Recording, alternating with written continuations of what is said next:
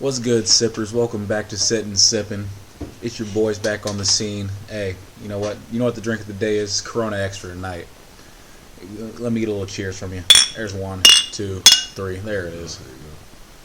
It's terrible, but I'm gonna drink it. Hey man, it's a quality beer. I can't lie He to just you. a little soft. So look, today we're gonna be talking about our own personal takes on the NIL because it's pretty recent that this came to the NAIA. So NCAA's had this around for a few years now, off and on. You know, small things. About 2 legally, 3 years it's now. just started.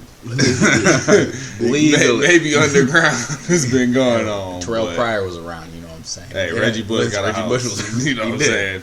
So look, Johnny Manziel, Big Johnny. Now look, I think it's a great thing. Can't hear it. I got too much money in my ear. You a clown. But look, I think it's a great thing.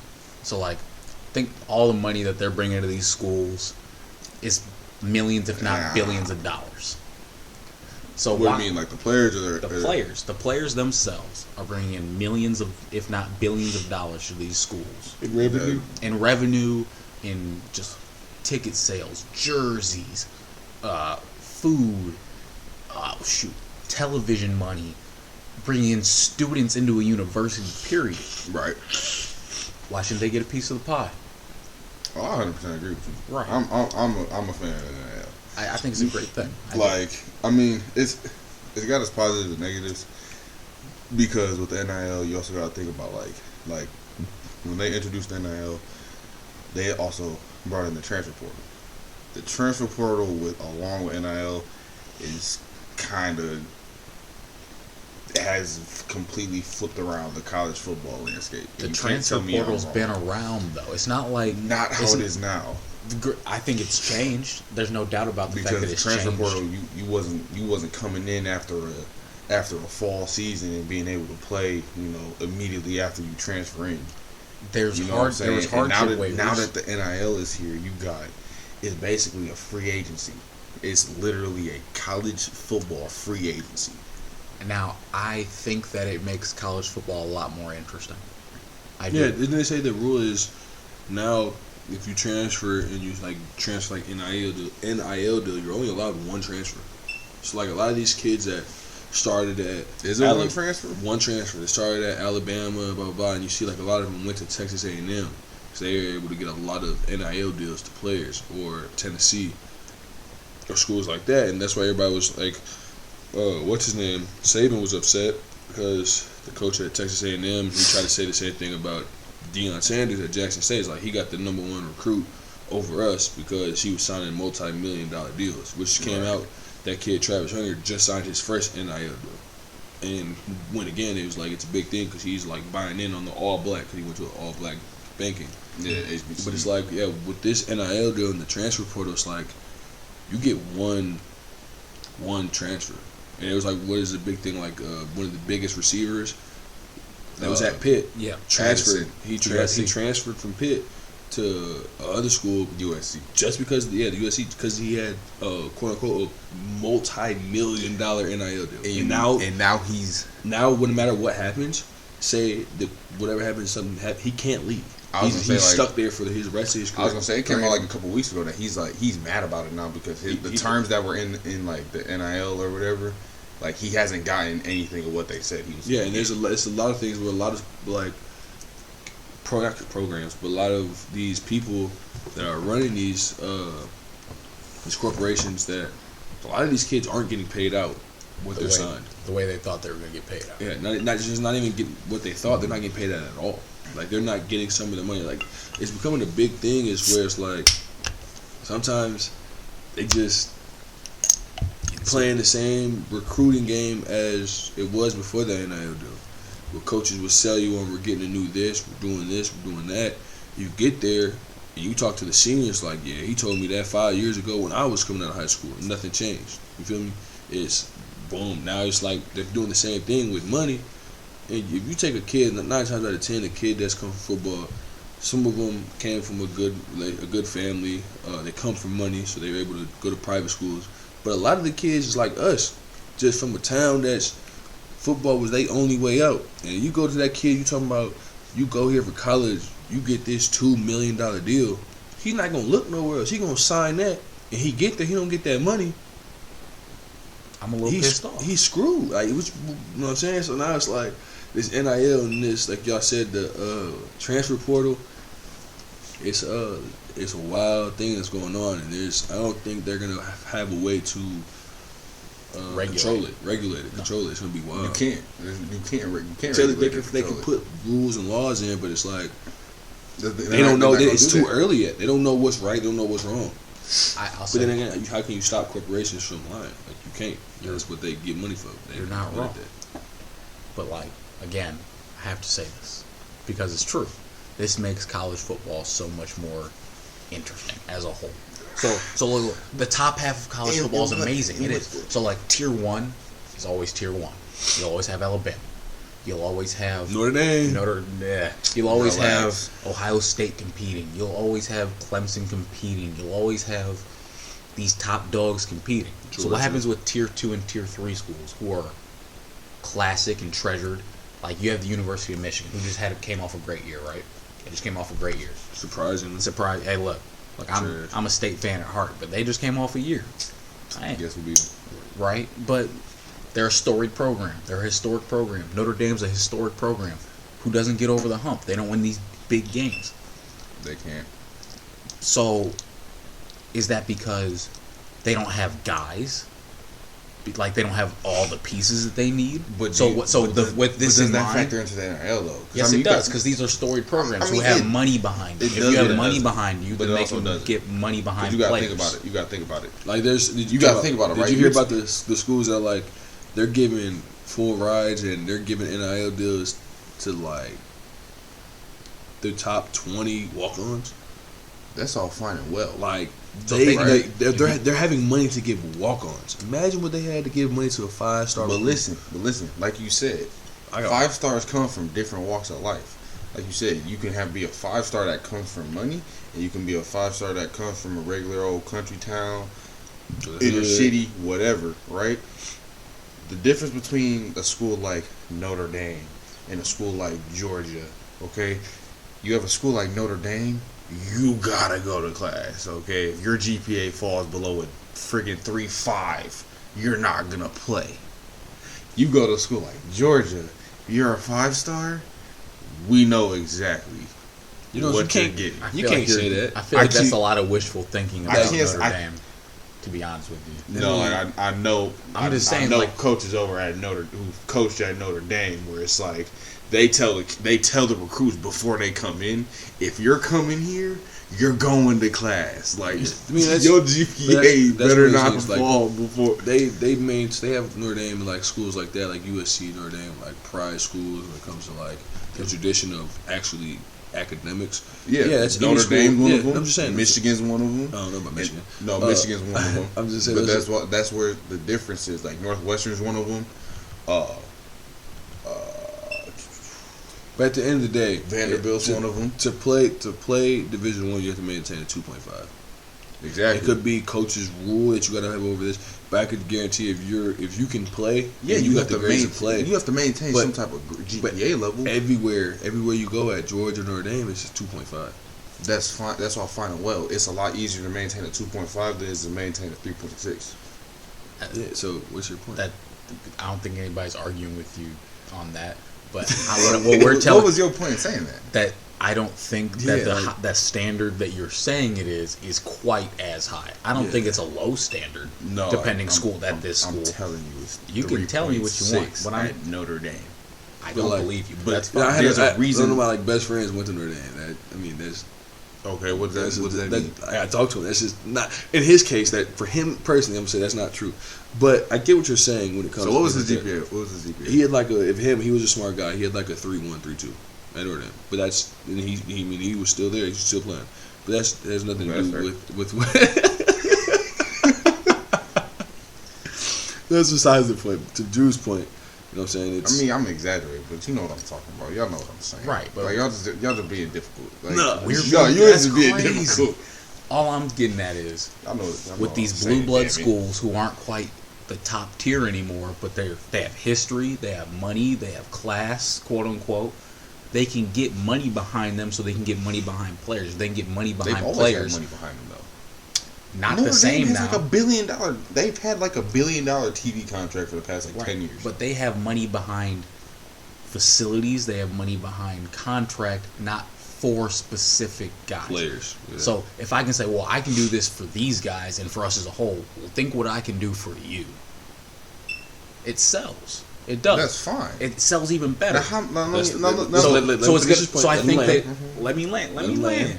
So I think that it closes the gap a little bit between like tier 2, almost into tier 3 schools up into the tier 1 schools that have all that rich history and everything that aren't quite where they were anymore. I think about it like so let me kids ask you a that question. go to Alabama. Let me go now because I was trying to talk. You told me to let him land, then you gonna try to talk. I'm gonna let you land. All right. Now, let me ask you this: how many people have you seen from Notre Dame get an NIL contract? No, personally, I don't keep up with NIL unless it's something that major news. So right, Notre Dame's a major school. How many kids have you seen get an NIL contract from Notre Dame? Seen a lot of Michigan ones. Seen a lot of USC ones. I've seen major rich history schools. I've seen none besides the ones that cause controversy. I haven't seen not one for Notre Dame. Like I said, I'd follow NIL because I like it. But there's pros and cons to it. Like I said, but you're seeing the no, I'm lying. I seen one because that's where I'm from. There's a barbecue like pit house, the restaurant that old linemen get to go and eat for free whenever they want. That's the only thing. It was like it wasn't specifically player based, but that was the first like NIL deal I heard from Notre Dame. That was the only one because it was when I was there. It was on like the newspaper. Right. My grandpa would read. That's all fine and well. But I think you're getting a little stuck on a specific school. What I'm saying is schools like them, schools in this tier, this realm. Right, and I'm just going off of a prestigious school in that tier and in that realm. Okay. That you're backing, it closes that gap. How can it close that gap if they're still not going to give that money to those players? I think that it closes but like the Tennessee, gap. Tennessee's giving, it closes the gap. Like a team like Tennessee was in that Notre Dame gap, where that the prior they were lower. I don't think. But I think you're mistaken. You're mistaken it. I feel like George. Let me land real quick. I don't think they're quite where Notre Dame is. They're not at all. No. In that. So I'm saying is like they're storied history, but they're not like a tier 2-3 school. They're not competitive. I don't think they're competitive. We're talking storied history. Your literal phrase was storied history. So teams that are tier like the past 20 years. That's what it's the mixture. You're missing the mixture. What I'm telling you is teams that right now are in tier 2-3, but they have storied history. So like they were the tier 1 schools. Didn't Tennessee win a national championship in like 2006 or something? I don't know. I'm not a big football guy. I don't care about that. They won a chip in the past 20 years. We're coming up on like 20 at this point. Like okay, but Jordan, I feel like it's really, I don't want to say it's wrong for you, but I feel like it's really wrong for you to go off of something you're guessing as a fact and a stat. 98. 22 years. Specifically talking about Notre Dame. You're trying to say that you don't know if there's no way. Basically, what I'm getting from you is you're saying Notre Dame's not paying their players, like they're not getting their players the NIL at all. But you don't have a right to say that just because they're not putting it out in the news like everybody else is. I'm pretty sure the starting quarterback for Notre Dame is making money. The All-American safeties and linebackers and D-line and O-line are probably have an NIL deal. It's not my business. No, like think about the players you actually know that have NIL deals. Who are they? The star quarterbacks. And then the receiver that was in some controversy. These major you probably can name under 10 kids. There's almost 100 and some kids on every football program in the United States. You can name 10 that have an NIL deal. That's not completely true. I will say. No, I'm just saying that you can name off the top of your head with major deals. There's like 10 kids. So for you to go against his argument. It's kind of like low-key wild and valid to try to use that as a fact in a stat. But that's as a fact. That's wild. I just made a point. I just made a statement. Yeah, well, your statement was wild. I was just saying, it was wild. It was wild. I don't think it was. And that's just off of like I don't football. think it was. Football, this and that. Because you're saying that on Drew's argument is that this isn't going to allow schools that weren't tier 1 to push into that tier 1 I didn't say level. it wasn't. No, I'm saying. I'm just saying. I didn't say it wasn't going to give them the opportunity to go into tier 1, but if they're not going to make that effort and make that commitment to push into tier 1. I feel like that's How do you know? How do you know that's happening, George? Is what I'm saying. I feel like that's kind of a self-explanatory thing, isn't it? What have they done in the past 4 years, dude? Okay, they're in the same.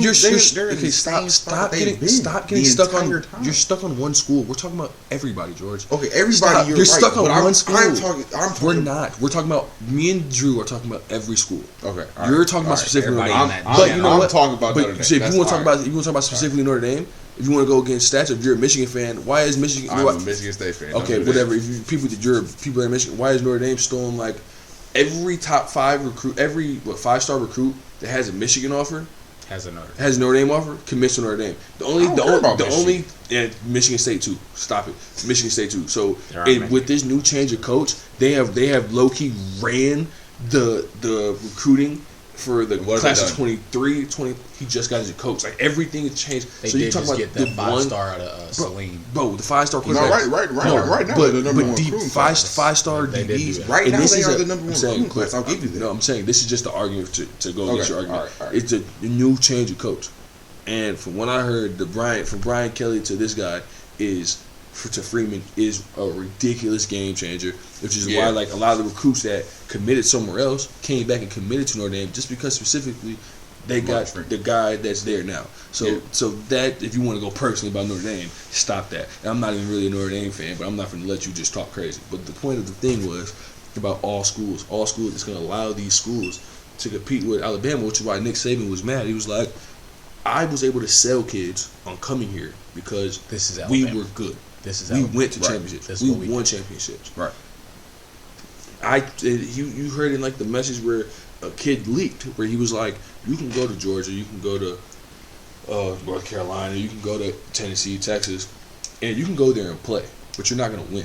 You're not going to go to the league. He was like, you come here, you're going to sit for a year, 2 years behind the top players in the nation, and by the time it's your turn, you will be a top player in the nation, and you will get drafted, and you will win championships while you're here.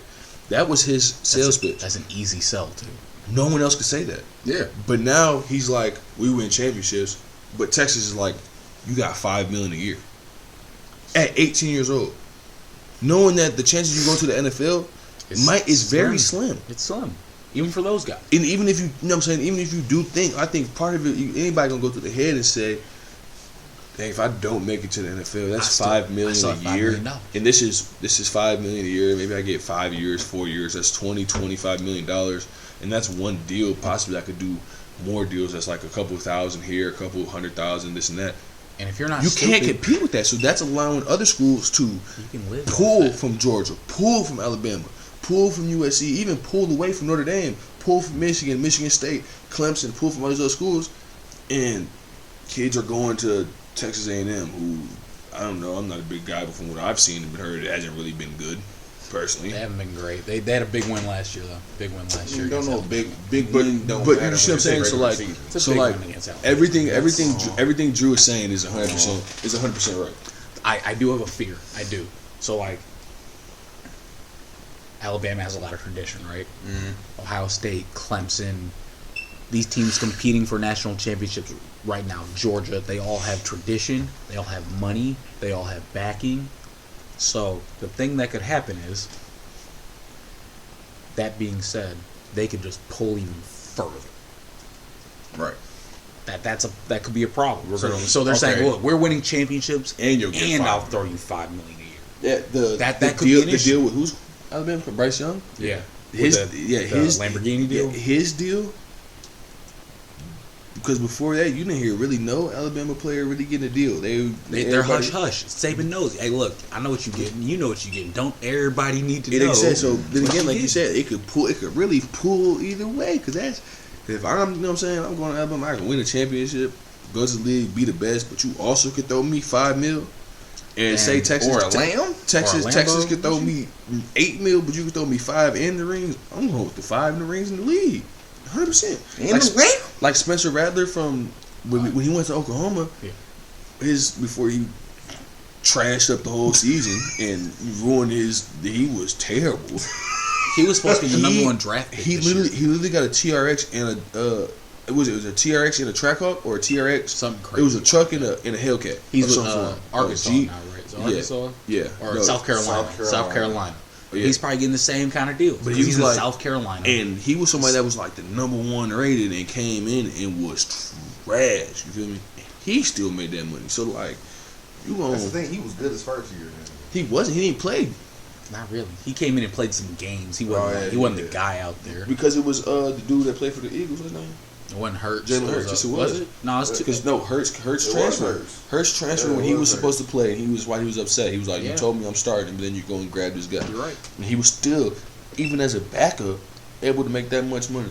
And then transferring, still making money. His backup, Caleb Williams, right? He's out of USC now. He made some money off that season with an NIL deal. Then went out to USC with his boy and made some more money. And he's a starting quarterback at USC who's about to go play in the Big Ten. Yeah. Like the TV deals that they're going to get. Bro, USC's not going to do anything in the Big Ten, man. That's ridiculous. USC and UCLA, they're not doing big mistake, bro. They're gonna have to go play. They not gonna be able to play at the Woodshed in November. You know how many? Stop it. You know how many?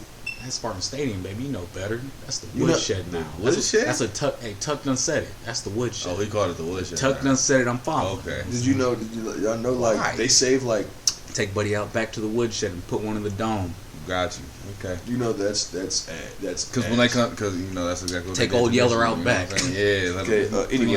Anyways, they're switching because they're saving like multiple sports programs from switching to the Big Ten, the TV deals and all that, so they're able to keep their schools, their other sports alive. So kids that go there for volleyball, polo, rowing, water polo, right? They still get a school. They still go to a team, which is cool. I can appreciate that. But it's a bad move for their football stuff. For their football stuff, they which is their core. No, they're gonna be better than IU. No, they're not. Than IU? Yeah. I think they'll compete with IU. You mean like Indiana? Indiana. Okay. Iowa, they won't compete with Iowa. Purdue. They will not beat Iowa. I don't know Purdue. I'm about to say, bro. They don't know. Purdue comes out and beats Ohio State. I'm not gonna lie to you, bro. They don't know how to play the run like that. Hell, the Big Ten ain't quite what the Big Ten was. All right, running the ball in the snow. It's a little different now. You sound crazy. The teams that do it still is like Wisconsin, Iowa. Everyone do it besides Ohio State, and even Michigan Ohio State doesn't even do it like that anymore. State didn't even do it like that. What are you talking? Not the same way. Okay, guys, let's get back on. I don't know what y'all talking about. I'm not a football guy. We back on. We jumped into football. My bad. That can go viral. All this being said, obviously it changes the whole dynamic of recruiting. It has to, because if you're 17 years old, you get told, hey, you know what? You're a 4-star guy, and you're the top guy on our board. What are your other schools? A, B, and C? Okay, well, I bet A, B, and C won't give you this, and that, and guarantee you a starting spot as a sophomore. Yeah. And in all reality, like, schools used to be able to say, hey, you're going to start for us as a sophomore. You get all these facilities. But throw $8 million in a 17-year-old's face. I've never seen more than a few $1,000s in a hand before, personally. And I'm 21 years old. I've like $10,000 total. I've seen on it like a table.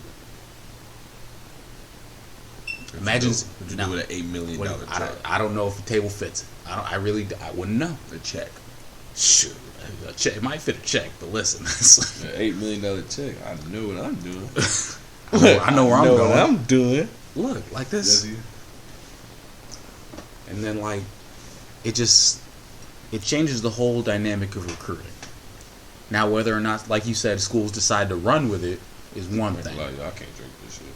What? This is terrible. Man, you so weak. Man.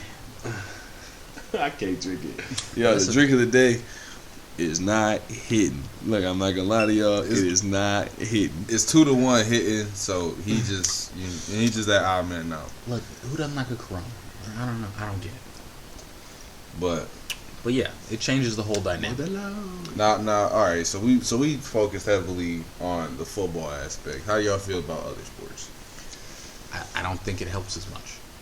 Like, I Why think not? there's like No. 3 or 4 sports and it helps. Okay. But then like you'll get where it gets noticeable monetary gain.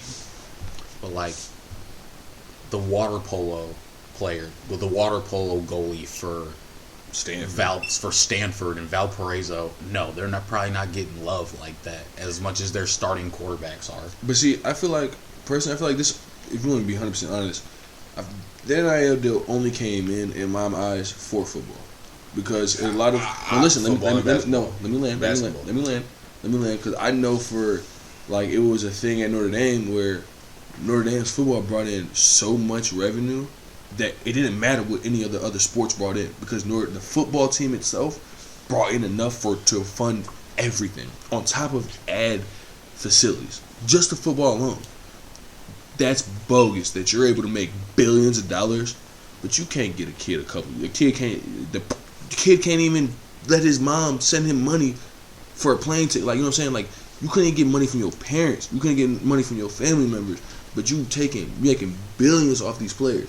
So I feel like this really came in, for me personally, for football, and the only sports I see it helps, obviously, is football, but it helps basketball, men's and women, and then it helps a select few track stars, because those track stars, they're already, you know what I'm saying, and track, you're already getting sponsored because you're doing the Olympics, the Junior Olympics, and all that stuff. So it only helps top basketball stars that 1 year and done, one and goes, and then track. That's where I feel like it's coming from, because it deserves the football, and then it's obviously, like I said, there are people in softball, track, water polo that can still utilize and make gain and benefits from it, but at the same time, like, we know why they got it, in my eyes. Well, I was gonna say, because like you said, it was brought in strictly for football. I agree with you, but I can't 100% say it was just because of football, because you know how much March Madness brings in? Yeah, March Madness brings in a lot, for sure. It brings in $1.6 billion a year. That's more than any other sport, and it's not close. Okay. No, it's not close. I'm not saying this. The only school that it is close to is Notre Dame, because Notre Dame has them TV contracts. I don't know why their contracts are so big, but their TV contracts.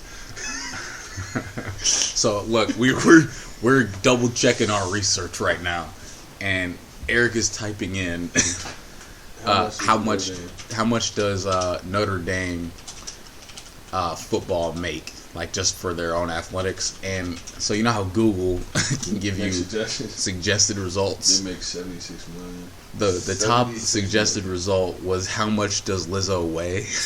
It interrupted the podcast. You can't tell.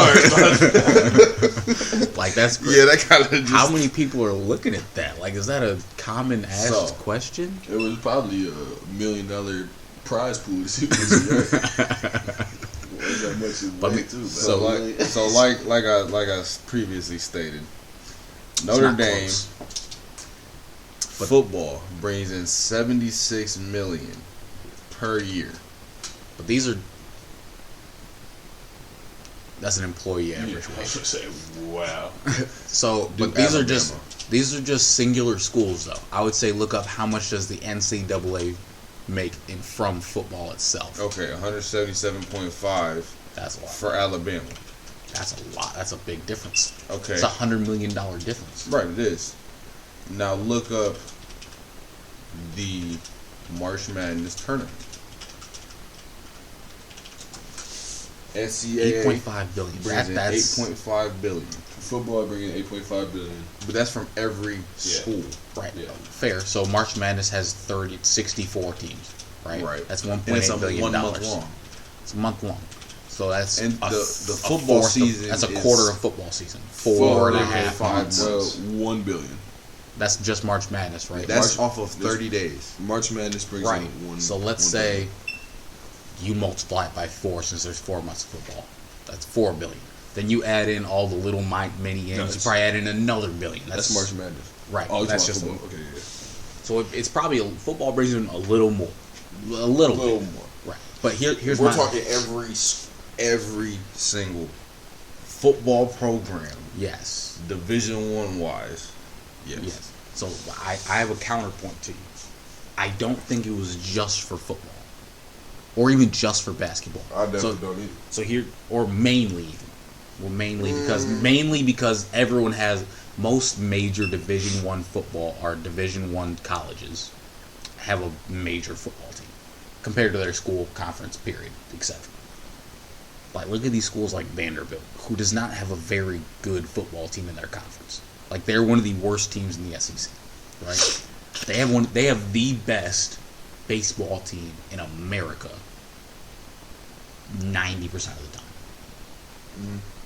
Those guys are making money right now. Like, do you think the pitcher at Vandy isn't making what Bryce Young makes? You're probably making more. You're ridiculous. You just don't comprehend. If you I don't think so. Really, I don't. You don't think so? No one watches baseball. If you're the best player in a sport, but like, if you're talking about, money. no one watches baseball, and this was a coach who like literally broke down in tears because his baseball team was getting ready to get taken away. And this is a coach that coached at D1. He was like, no one watches baseball because they started when it's 20 degrees outside. Half the time they can't use the kids that pay for these $300 bats. Literally can't use the bats because you can't use it under 42 degrees or something like that. They're playing baseball in 20 degree weather. Think about the times where we're doing spring ball and we're outside in the snow, we're freezing, blah blah blah, and they outside got to play baseball in some pants and a skinny long sleeve. You know what I'm saying? No, I don't believe it. Nobody watches baseball. There's a select few people that probably fund baseball. That's because they're alumni.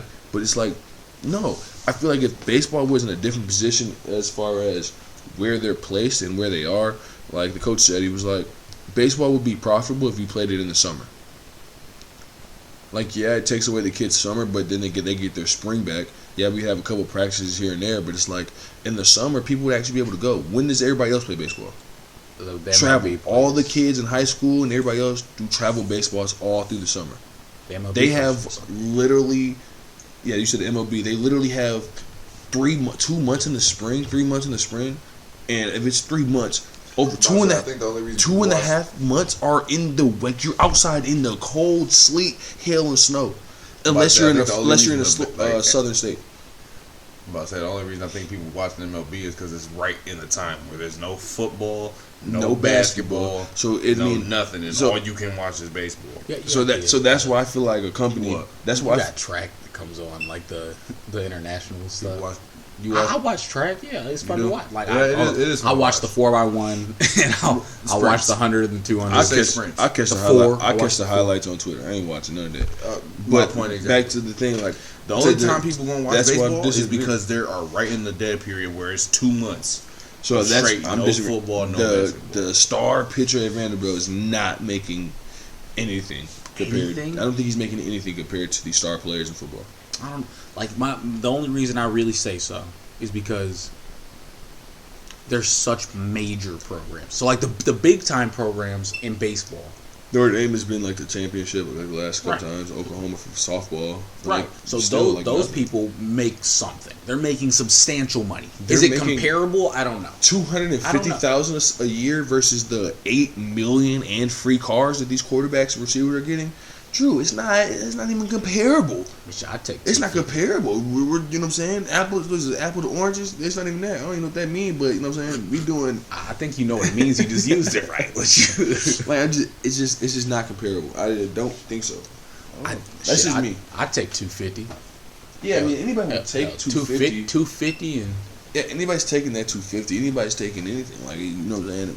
For us, we have an NIL deal, but it's like, you know what I'm saying? You got to work your butt off for $250, and I take that $250. Hell yeah. You know what I'm saying? But it's like, I don't know. I just okay. So I just got a quick question for you. Okay, so like you said, you don't think that the pitcher at Vanderbilt isn't making as much as Bryce Young. So why would a high schooler, instead of going to the MLB draft, why would a high schooler forego his MLB draft invite and pitch at Vanderbilt? That happens a lot. I can't lie to you. That happens more than you think. Really? Yeah. Probably because kids aren't developed yet. On some, They're not there yet. so those Like, guys. I played with guys who literally, when I played baseball, was literally in the draft. And baseball has like 70 rounds. If you go top like 5 round, you're great. He got drafted in the 2nd round as a pitcher. I literally batted against him in high school. My sophomore year, my junior year, I'm literally competing against this guy.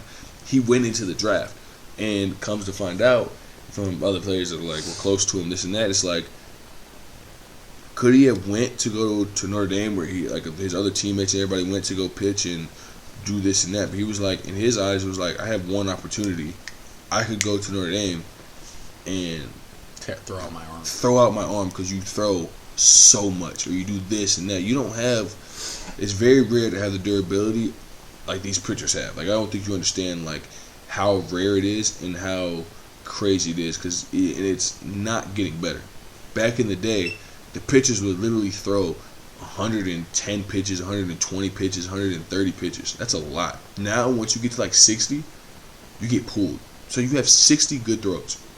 That's how much wear and tear and craziness is happening, I feel like, in these athletes' arms. So it's like, I don't know, I literally feel like they just jump straight in. Go straight to the league. Why are you gonna go to the?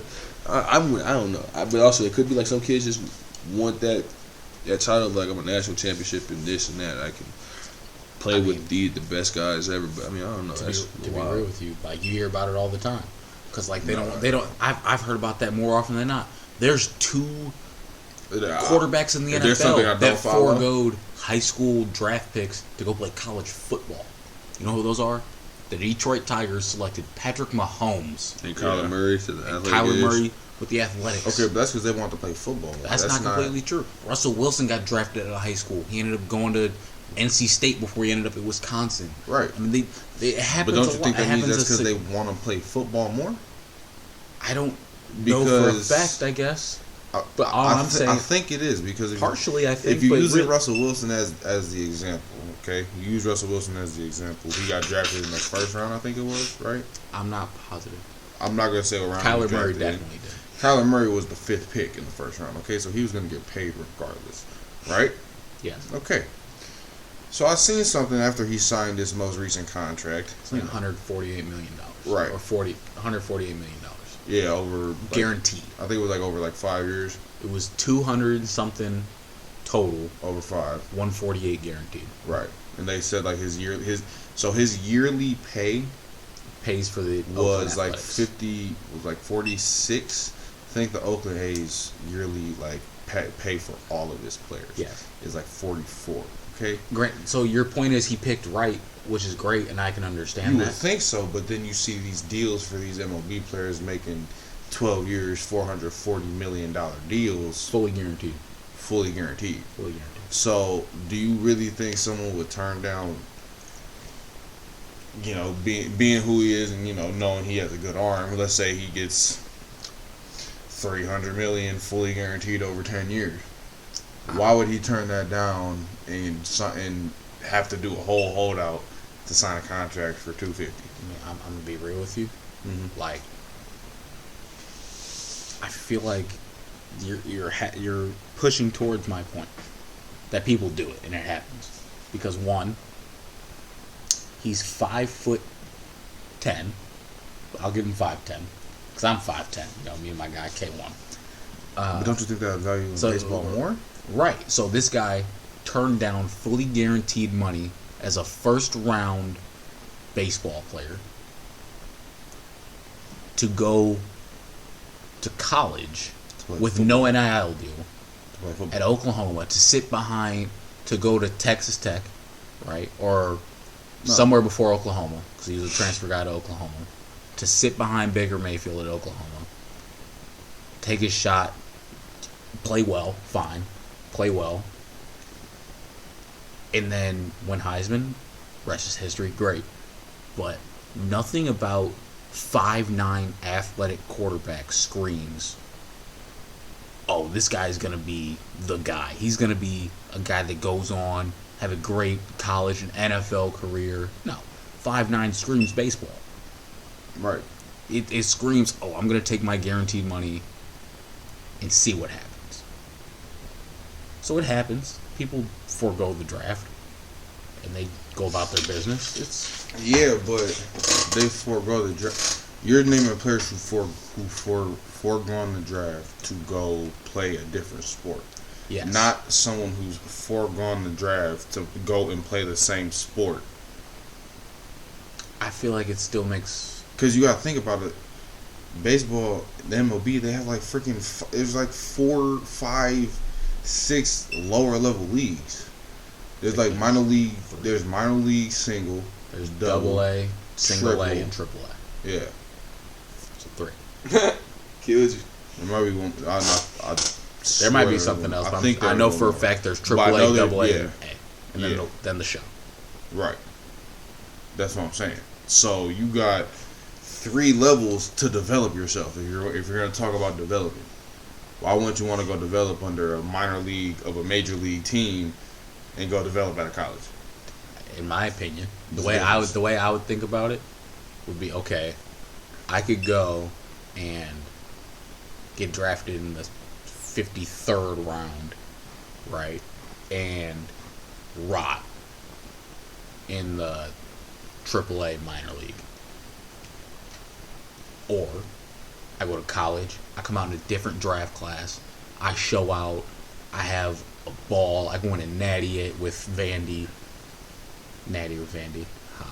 and come back 2-3 years from now in the 3rd round, bigger, stronger, a grown man with some real baseball experience against other guys that are going to be pro ball players instead of 14-year-olds at bum middle and nowhere Ohio.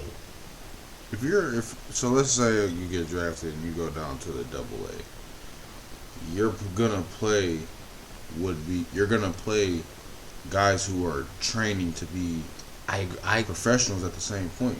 I agree. You're gonna be playing. You have 2-3 years to develop yourself, get a grown man body, while playing professionals. You're not playing college athletes anymore. You're playing professionals, guys who are good enough to be professionals. Yes. So you can do the same thing you said and go win a minor league world championship. Like it's the same thing. You could. I think the difference would be just draft stock at that point. So basically, you're foreshadowing saying I can stay here and go get more money. Being a first round pick to be a 3rd round pick with a little bit more development. No, like 53rd to like higher. Like the guys who are 1st round picks, like okay, well, I don't see why you wouldn't, unless you're banking on something else, which obviously, like we talked about earlier, other guys have done. Right, but I'm telling you for the kids that are just going to. I looked up, like I said, I looked up a Vanderbilt pitcher. Mm-hmm. He foregone the 1st round because he's a projected 1st round guy. He forewent that draft to go pitch at Vanderbilt. It was to go win a national championship and make money and have college fun. That was the whole point. I'm telling you right now. The whole point was, well, this is Vanderbilt. We're going to go win a national championship. We're going to go win a college World Series. Sorry. I'm going to get to be the man at Vandy. I'm going to go make NIL money at Vandy. But you can make professional money more than you can make NIL money. You can. To me, personally, it seems like he chose being a kid, which I don't disagree with either. I don't frown upon. He's 18 years old. Maybe. He might be 18 years old. I'm about to say he's coming out of high school. Right. He's 17, 18 years old. He gets to go have fun, like college fun, make millions of dollars probably as a Vanderbilt pitcher, and go play around with SEC people, SEC females who love Vanderbilt baseball. I don't see a problem with his decision because I bet unless he underperforms at Vanderbilt, he'll be a first-round pick again in a year and a half, 2 years. He's got to enjoy college while he did it. Exactly. I think it's a no-brainer. You know, the one thing you worry about is, okay, I get Tommy Johns while I'm at Vandy. Well, that ruined my chances of a first round. He still probably gets drafted. But Tommy Johns is a serious surgery. Oh, he has to have rotator cuff surgery. Oh, that's major. That dropped my draft stock. Right. Oh, I wanted to hit one day because we were up 30-2 because it's Vanderbilt, and he's sliding into second and pops an ankle. Yeah, that ruined his draft stock. But he's making money either way. He's getting the experience of what he really wanted to do, which was play above where he was and still have the possibility to play pro. I definitely agree. I just wanted to, hear your point of, because, Eric brought up he didn't agree that the Vanderbilt pitcher was making the same as, not at all, Bryce Young. But, foregoing, millions of dollars to play professionally, you put up very guaranteed. You put up, very good points. Not discrediting you, but it takes a lot for someone to want to do that. To walk I feel like it's guaranteed more money. than just the college experience. You know what I'm saying? Like, he's got to be getting something. That's kind of why I feel like he probably is getting that. Yeah, he's probably getting something for sure. He's getting something. 250,000. He's getting 250,000 and a college experience. He's not getting $8 million in the college experience. Eric, I can't lie to you. Bryce Young's not even getting like baseball, fully guaranteed money is very different than any sport. Yeah, but we're not. But we're not talking about MLB. We're talking about college. That's what we're saying, though. He said no. I'm not going to take this fully guaranteed first round money. I'm going to go to Vanderbilt.